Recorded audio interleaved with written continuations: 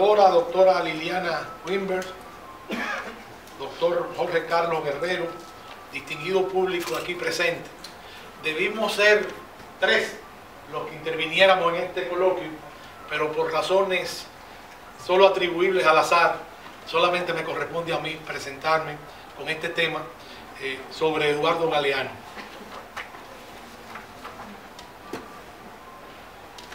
En el meridiano histórico social de nuestros pueblos, la prosa de Eduardo Galeano tiene un encanto textual donde la ironía, el dato fidedigno de las instancias culturales, el giro puntual de las palabras, la incisiva tonalidad de su criticidad, compromete y define las perspectivas sociales del compromiso humano.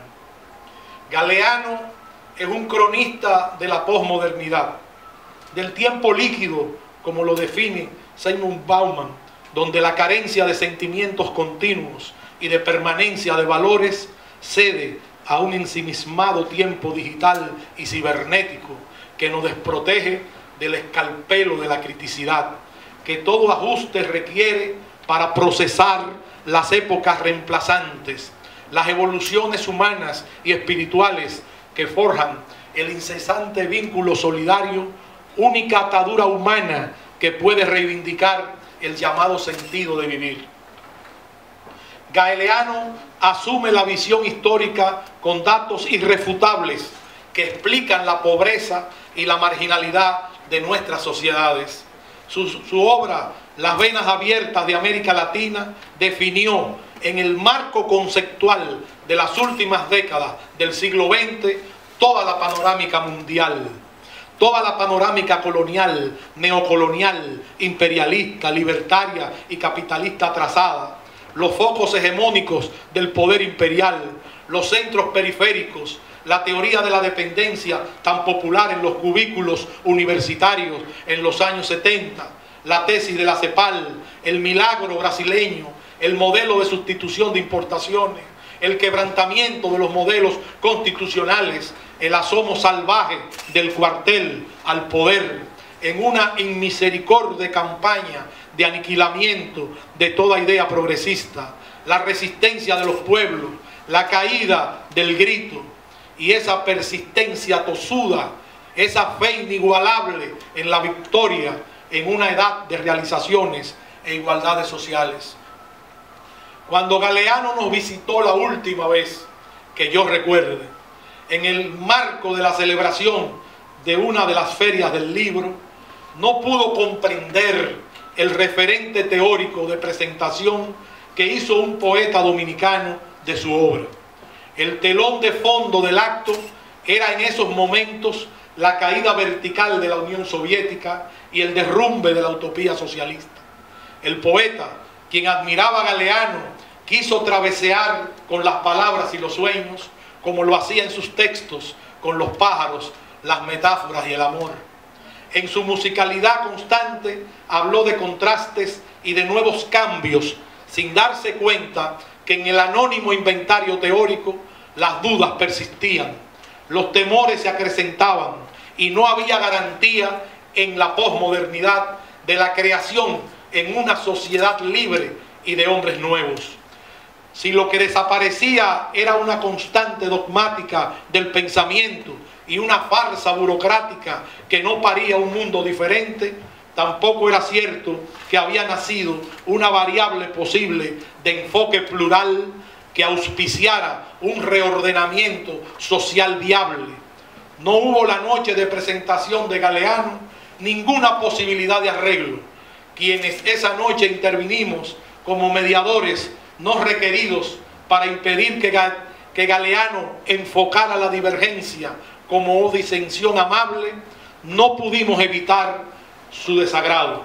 Siempre quedará en el tintero si no hubo tolerancia vital de parte de Galeano o abundó la descortesía protocolar de mi hermano el poeta. Lo cierto es que hoy estamos frente a Eduardo Galeano, pero él no está. El débil conducto de la memoria no nos lo materializa en el análisis y en las distintas versiones de su obra.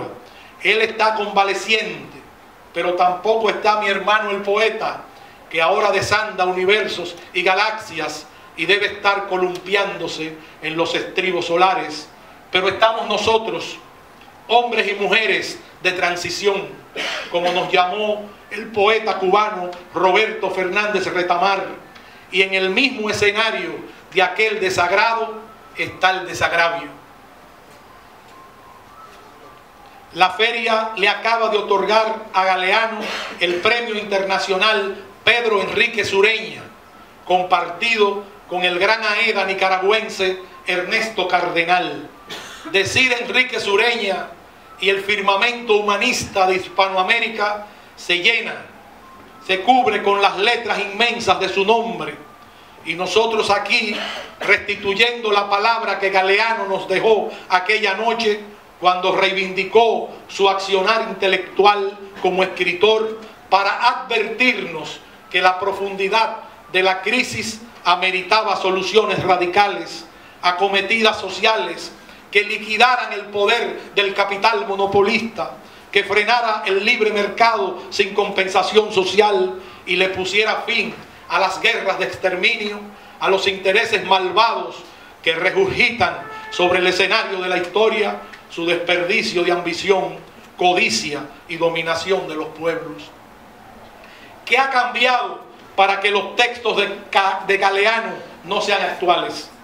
En el libro de los abrazos dice, definiendo el sistema, citamos: tiempo de los camaleones, nadie ha enseñado tanto a la humanidad como estos humildes animalitos. Se considera culto a quien oculta, se rinde culto a la cultura del disfraz. Se habla el doble lenguaje de los artistas del disimulo, doble lenguaje donde doble moral, una moral para decir, otra moral para hacer. La moral para hacer se llama realismo. La ley de la realidad es el poder. Para que la realidad no sea irreal, nos dicen los que mandan, la moral ha de ser inmoral. Termina la cita. Cámbiese la fecha del escrito, pónganle cursiva de otro siglo y constataremos su actualidad asombrosa. Es que ha cambiado esa relación social histórica que define el poder y su realidad. Léanse esta belleza definitoria actual, demasiado actual del sistema.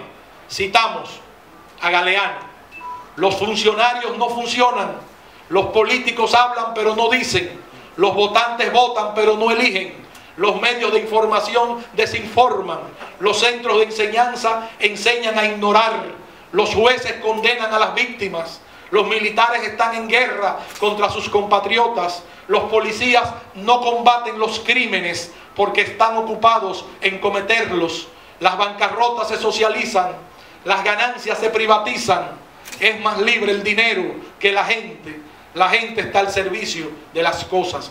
Termina la cita. Eduardo Galeano es un crítico voraz de la realidad en que vive, pero en su inconformidad revela las causas de los malestares sociales, identifica los mecanismos de que dispone el sistema para reducir y someter la capacidad y la voluntad de los pueblos. El desencanto con este tipo de realidad es cónsono con todo el proceso político del continente y del mundo, enmascarado para oprimir, para controlar, para expoliar a la gente. ¿Cómo podría explicarse la actualidad vigente y omnipresente de la guerra? ¿No es la guerra el oficio más antiguo practicado por los seres humanos para oprimir y someter a otros seres humanos? ¿En cuál atmósfera psicosocial puede hablarse de que vivimos tiempos nuevos cuando en estos mismos momentos en los cuales tertuliamos, Ucrania acaba de declarar la posibilidad de una nueva guerra mundial en el contexto territorial y en las confrontaciones y amenazas entre la OTAN, Estados Unidos y Rusia por la repartición de tierras, yacimientos e influencias? Pero Galeano introduce con lucidez escritural su reflexión actualizada del delito y del crimen. Veamos lo que dice en Espejo, prohibido ser pobre. Citamos: el criminal nace, no se hace, decía el médico italiano César Lombroso, que se vanagloriaba de reconocer al delincuente por sus rasgos físicos a simple vista. Para confirmar que el homo criminalis nacía predestinado al mal, el médico brasileño Sebastião Leão midió y estudió a los presos de la cárcel de Porto Alegre, pero sus investigaciones revelaron que la fuente de la delincuencia era la pobreza, no la biología, que los presos negros, miembros de una raza que se consideraba inferior, era tanto más inteligente que los otros, que los presos mulatos, miembros de una raza que se consideraba débil y degradada, habían llevado tan campantes a la vejez que bastaba leer los versos escritos en las paredes para comprobar que no todos los delincuentes eran brutos, que los estigmas físicos que Lombroso atribuía a los amigos del cuchillo, mentón prominente, orejas aladas, colmillos salientes, eran menos frecuentes en la cárcel que en la calle,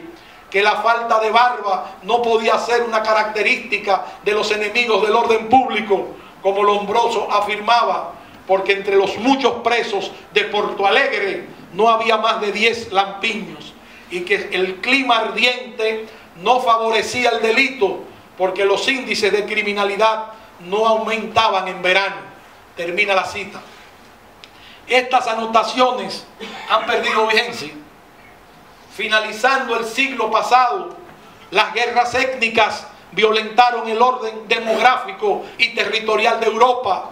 Actualmente la xenofobia está a la orden del día en vastos lugares de la tierra. Minorías son condenadas a la discriminación y a la marginalidad, estableciendo raseros étnicos incompatibles e inaceptables con los valores científicos y evolutivos de la raza humana. El sistema carcelario del siglo XXI es una inmundicia y en él se privilegia la cacería masiva de los pobres, escaseando el delincuente de cuello blanco. Una de las características de los escritos de Galeano es su celosa independencia de criterios, aunque es preciso en definir el bando de los opresores, no juega al maniqueísmo ideológico. En un trabajo llamado Brecht, hablando del gran dramaturgo y poeta alemán, quien era comunista, Galeano hace acopio de la postura de Bertolt Brecht, crítica y consecuente, había dicho, pero el poeta Bertolt Brecht se las arregló para burlar la censura, difundiendo por vías subterráneas un poema que proponía, citamos: tras el lanzamiento del 17 de junio, el secretario del sindicato de escritores hizo distribuir en la avenida Stalin unos volantes donde podía leerse que el pueblo había perdido la confianza del gobierno y que solo con mucho esfuerzo podría recobrarla. ¿No sería más fácil que el gobierno disuelva al pueblo y elija otro?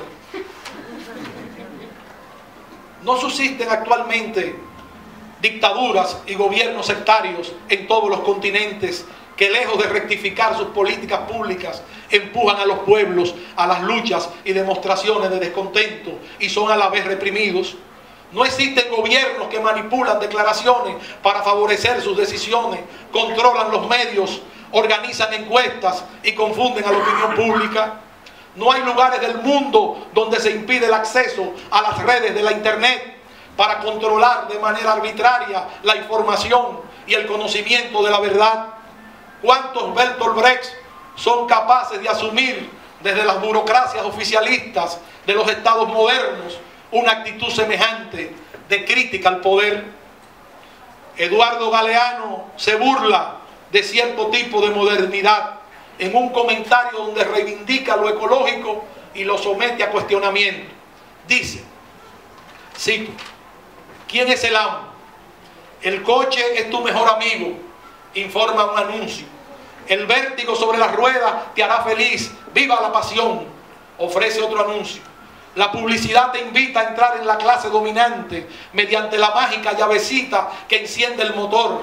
Impóngase, manda la voz que dicta las órdenes del mercado y también demuestre su personalidad Y si pones un tigre en tu tanque, según los carteles que recuerdo desde mi infancia, serás más feliz, más veloz y poderoso que nadie, y aplastará a quien obstruya tu camino hacia el éxito. El lenguaje fabrica la realidad ilusoria que la publicidad necesita para vender, pero en la realidad real ocurre que los instrumentos creados para multiplicar la libertad contribuyen a encarcelarnos. El automóvil, máquina de ganar tiempo, devora el tiempo humano. Nacido para servirnos, nos pone a su servicio, nos obliga a trabajar más y más horas para poder alimentarlo, nos roba el espacio y nos envenena el aire. Termina la cita. Esta cita de Galeano coloca su pensamiento en un nivel actual.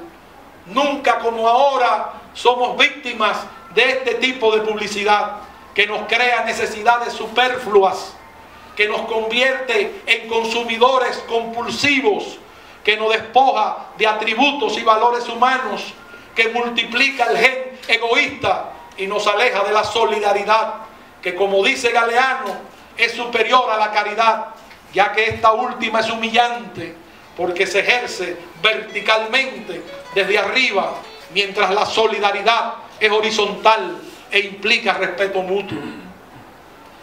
Frente a este escritor de nuestro tiempo, a este extraordinario literato, culto, sensible, agudo, perspicaz, podríamos agotar jornadas enteras alrededor de sus anotaciones críticas. Su palabra es luz esclarecedora, visión dialéctica del mundo y la materia, tal y como lo sentenció en alguna ocasión el maestro Galeano. El código moral del fin del milenio no condena la injusticia, sino el fracaso. Pero el compromiso de todos nosotros es condenar la injusticia en cualquier lugar del mundo donde se cometa, sin importarnos el poder que la produce. El fracaso es temporal, trastoca y vierte en su contrario el paso ineludible del tiempo histórico, sucedáneo de los sueños que William Shakespeare dijo que era el material del que estábamos hechos los hombres. Podemos asegurar, como dijo Eduardo Galeano, citando una vieja profecía que corre por los confines de la cordillera de los Andes y que dice en la boca de los dioses que, cito, otra tierra nacerá, que se levantarán el palo y la piedra para la pelea, morderán a sus amos los perros, los de trono prestado han de echar lo que tragaron, muy dulce, pero lo vomitarán. Los usurpadores se irán a los confines del agua, ya no habrá devoradores de hombres. Al terminar la codicia, se desatará la cara, se desatarán las manos, se desatarán los pies del mundo. Termina la cita. Desde esta tribuna invoco a Dios por la pronta recuperación física de Eduardo Galeano y le tributo mi alta admiración y reconocimiento por sus escritos actuales, felicitándolo por el premio Pedro Enrique Sureña otorgado por la Feria Internacional del Libro de la República Dominicana. Muchas gracias.